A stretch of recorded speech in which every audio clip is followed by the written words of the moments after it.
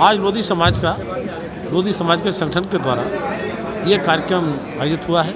इसमें उत्तर प्रदेश के, एनसीआर के, राजस्थान के, मध्य प्रदेश के काफ़ी दूर दूर से लोग आए हैं। इसमें जो समाज के, लोधी समाज के ऐसे शिक्षित लोग हैं, अच्छी नौकरियों में हैं, अधिकारी रहे हैं, अच्छे व्यवसायी हैं, राजनीति में हैं, सामाजिक क्षेत्र में हैं, ऐसे सभी लोगों को बुलाया है।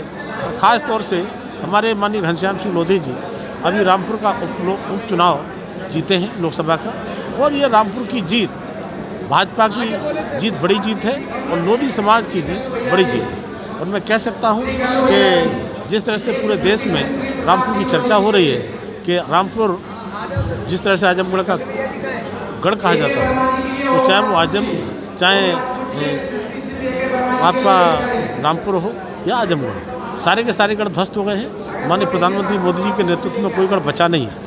और यहाँ पर जिस तरह से समाज के सम्मानित लोग सभी आए हैं, समाज ने तय किया है कि समाज के लिए, उनको शिक्षित करने के लिए, उनको संस्कारित करने के लिए, समाज का विकास करने के लिए और हम क्या क्या कर सकते हैं, वही सब चर्चा यहाँ पर हुई है। और अपने माननीय घनश्याम सिंह लोधी जी का और एक IAS हमारे बन के आए हैं, इनका विशेष रूप से स्वागत हुआ है।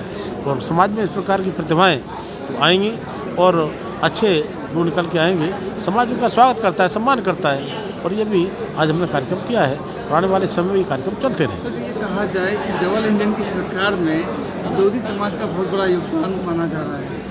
लोधी समाज ने एकत्रित होकर भाजपा सरकार को प्रोत्साहित कर जोर देने का काम किया है, उस पर आपका क्या कहना है? देखिए, डबल इंजन की सरकार में जिस तरह से पूरे केवल लोधी समाज का ही नहीं, सभी समाजों का विकास हो रहा है, काम हो रहा है।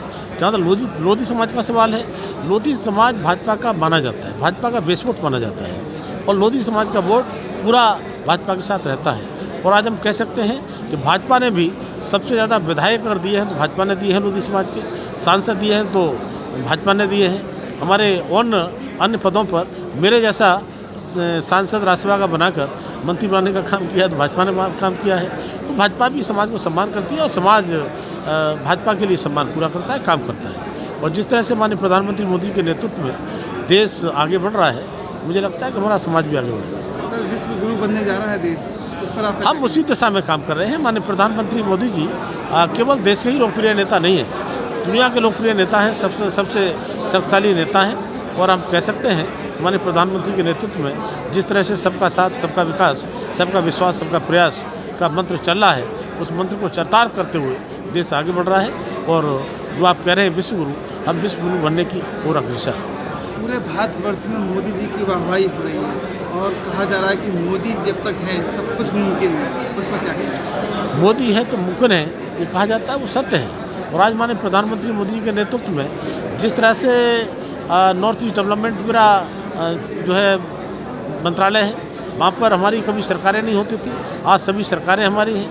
आज हमने बताया ना कि उत्तर प्रदेश में 2 चुनाव होते हैं, जो समाजवादी पार्टी का गढ़ कहा जाता था, रामपुर हो या आजमगढ़, उनके अब कोई गढ़ नहीं रह गए हैं। हमारे प्रधानमंत्री मोदी जी के नेतृत्व में सबका साथ, सबका विकास, जिस तरह से केंद्र सरकार की योजनाओं का लाभ नीचे तक बिना किसी भेदभाव के सबको मिल रहा है, उससे पूरा जो है देश साथ में है और सारे समाज साथ में है। और हम कह सकते हैं कि आने वाले समय में माननीय प्रधानमंत्री मोदी के नेतृत्व में हम ऐसे ही आगे बढ़ेंगे। मोदी जी के राज में सब देश का विकास प्रगति पर है और आगे आने वाले समय और कितना विकास हो सकेगा, उसके लिए कुछ बताएंगे? मैंने बताया कि लगातार हम विकास को आगे बढ़ा रहे हैं और विकास जनता महसूस कर रही है। हमारे प्रधानमंत्री मोदी जी ने, आपको याद होगा, कहा था कि मेरी सरकार गरीबों को समर्पित है। और आज गरीबों के लिए जनधन खातों के माध्यम से 45 करोड़ से भी ज़्यादा जनधन खाते खुले हैं और जनधन खातों के माध्यम से गरीबों का पूरा पैसा जा रहा है। अभी 8 साल पूरे हुए हैं मोदी सरकार को। 8 साल पूरे होने पर 31 मई को हमारे प्रधानमंत्री मोदी जी हिमाचल के शिमला से एक बटन दबाते हैं और एक बटन दबाने पर 11.5 करोड़ किसानों के खाते में 21,000 करोड़ रुपया सीधा पहुँच जाता है। ये काम केवल मोदी जी कर सकते हैं। तो मैं कह सकता हूँ, चाहे वो गरीब हो, चाहे किसान हो, चाहे युवाएँ हों, चाहे महिलाएँ हों, सभी माननीय प्रधानमंत्री मोदी जी के जो है अपने कोरोना जैसी महामारी में मोदी जी के राज में बहुत ही सुविधाएँ प्रोवाइड कराई गई, लोगों को खाना दिलवाया गया, राशन दिलवाया गया और समाज में एक प्रगति के तौर पर देखा जा रहा है। और आगे वाली समस्याओं में भी मोदी जी का साथ हमेशा रहेगा क्या?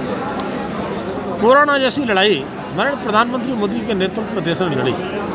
135 करोड़ की आबादी वाला देश, जहाँ पर मेडिकल सुविधाएं पूरी तरह से नहीं थी, लेकिन माननीय प्रधानमंत्री मोदी जी ने कहा कि जान है तो जहान है। जान बचाने के लिए उन्होंने लॉकडाउन लगाने का काम किया और लॉकडाउन लंबा लगाया, लेकिन हम जानते थे कि लॉकडाउन लगाने पर गरीब का क्या होगा। तब माननीय प्रधानमंत्री मोदी जी ने वो काम किया घर का मुखिया करता है। घर के मुखिया को चिंता होती है कि परिवार का कोई व्यक्ति भूखा न सोवे। माननीय प्रधानमंत्री मोदी जी ने 135 करोड़ जनता के मुखिया के रूप में काम किया और 80 करोड़ किसानों 80 करोड़ लोगों के घरों में सीधा राशन पहुंचाने का काम किया। और राशन पहुंचाने का काम उन्होंने केवल भाजपा के लोगों को नहीं किया, इन्हें सबका किया। किसी गरीब का चूल्हा जलने से रह न जाए, कोई भूखा सो न जाए, इसकी चिंता की माननीय प्रधानमंत्री मोदी जी ने की। और उसको इतना ही नहीं, वैज्ञानिकों ने पहली बार इतनी जल्दी वैक्सीन बनाने का काम किया। हमारे विरोधी लोगों ने मखौल बनाने का काम किया, वैक्सीन पर प्रशंसन लगाने का काम किया, लेकिन माननीय प्रधानमंत्री ने कहा वैक्सीन लगेगी, सबको लगेगी, फ्री लगेगी।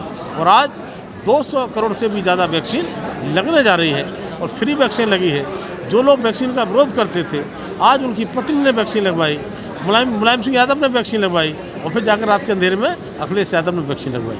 मैं कह सकता हूँ कि आज माननीय प्रधानमंत्री मोदी के नेतृत्व में वैक्सीन भी हम लगा रहे हैं तो सबको लगा रहे हैं, राशन दे रहे हैं तो गरीबों को सबको दे रहे हैं। हम सबका साथ सबका विकास का मंत्र पूरा चरितार्थ कर रहे हैं, ये हम कह सकते हैं। सर, हमारे चैनल के माध्यम से जनता को क्या संदेश देना चाहेंगे? आगे आने वाले समय में कैसा बीतेगा?